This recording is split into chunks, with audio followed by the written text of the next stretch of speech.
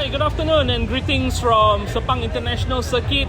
Today is the first day of the 2019 Shell Advanced MotoGP. But more interestingly today, and finally, we received the BMW S1000RR. Look at it, it is so beautiful, it's so compact. Now it really looks like how a sport bike should look like for 2020. Coming to 2020, the new decade. Now, as you can see, there's so many new stuff here that I think if I were to talk about all the new stuff, it'll probably take the whole day and all your mobile data. So we're just going to center on some of the more important revisions of this bike. First of all, if you notice that this bike is in this special color, which is called the M Sport package color.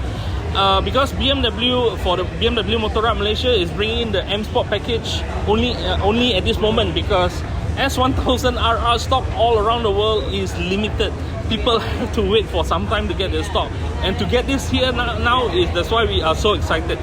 Okay, let's first start with the overall package of it. As you can see, like I said earlier, it's much more compact. Now it really feels, when you sit on it, it really feels like how a 600cc super sport bike was years ago. In fact, looking from where I'm sitting right now, looking down at it, the bodywork is actually narrower than some 600cc bikes. It's amazing that BMW can squeeze a 1000cc engine into a 600cc package. Now, of course, you can see the lights are different now. BMW has wanted to go do something a little bit different with the bike. You know, of course, some people, it loses its trademark asymmetrical headlights. Well, when the first S1000RR came out, people were saying it was ugly. Then somehow along the way, we got used to it, we liked it. So with the new headlights, sooner or later we're gonna like it anyway. But okay, let's center on the changes. There were 4 key changes. The first one, of course, the engine I was talking about earlier. BMW wanted to make a more compact engine, lighter engine, so that, you know, you can, with a compact engine, you can actually move in the frame a little bit easier, makes the bike lighter. Okay, for example, some of the things, the engine itself is 4 kg lighter than the old bike. Okay, for example, one of the things that BMW did was to integrate the fuel engine oil pump together with the coolant pump together as one unit.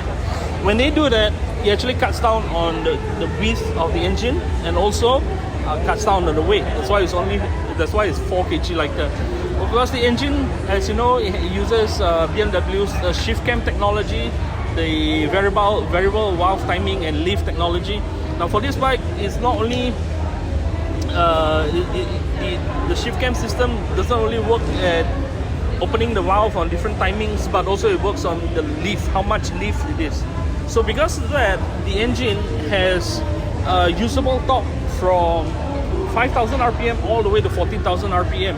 That is really wide. And for an inline 4 engine sport bike engine, no other manufacturer can match that yet.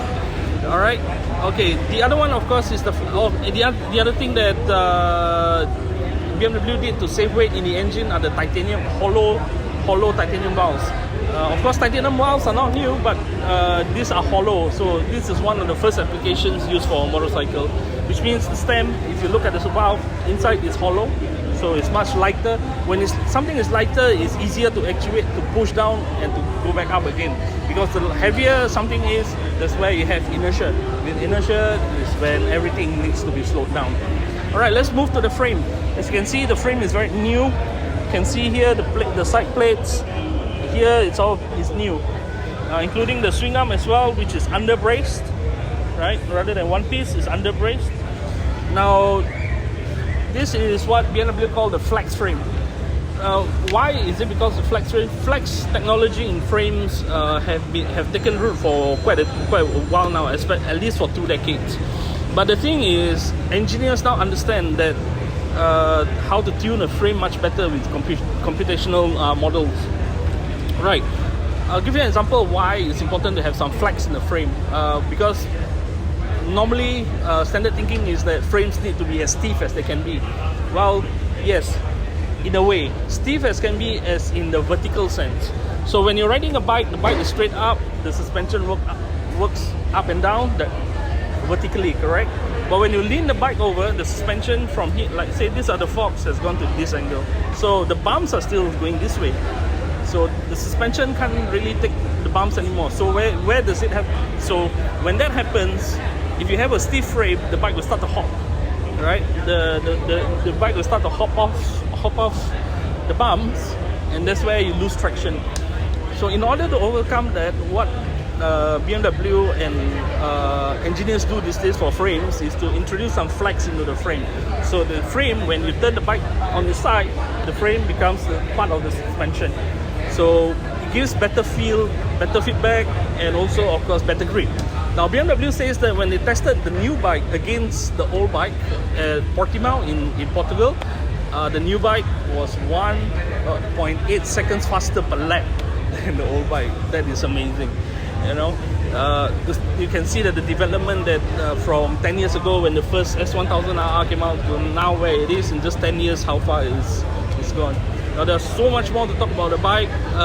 We wish we had more time, but okay, let's just talk about the M package just quickly. The M package has carbon fiber wheels. It has sport seat.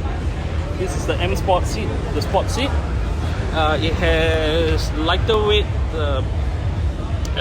lithium-ion battery in here, and yeah, that's why.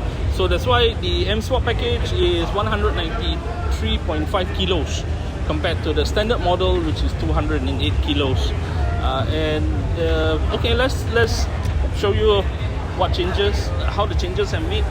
So the new tank is much smaller, much more compact, as I said earlier. So the knee support is much better. So when you brake, say you're riding like this, so when the arms clamp on very nicely to the side of the tanks as well as the knees. So when you sit up to brake, it's so much better support. Also when you corner, as you can see, let's try on the other side so you can see better. So much nicer to clamp on the tank now. This one is the knee cutouts are for, so that you can support. If you look closely at photos of pro riders in MotoGP or any form of riding, you can see that the knee is very close to the tank. The reason why is that they need to push on the tank to support the upper body. So that's why BMW made the tank now much narrower in the center, including this as well. So in fact, you can, if you're there enough to get your elbow down, you can actually lean further into the corner as well. So of course, other new things are like the 4 ride modes now come in standard, rain, road, sport, and race. But if you want more, you can add on as option the pro modes. You have Pro 1, Pro 2, Pro 1, Pro 2, Pro 3. You have which includes pit lane speed limiter and wheelie control and all those kind of things, which BMW is famous for in terms of rider electronics. I could keep on going the whole day, but let me stop here. We'll talk more about the bike when we do the reviews. Thank you for watching. This is Wahid bin Abdullah from bikesrepublic.com.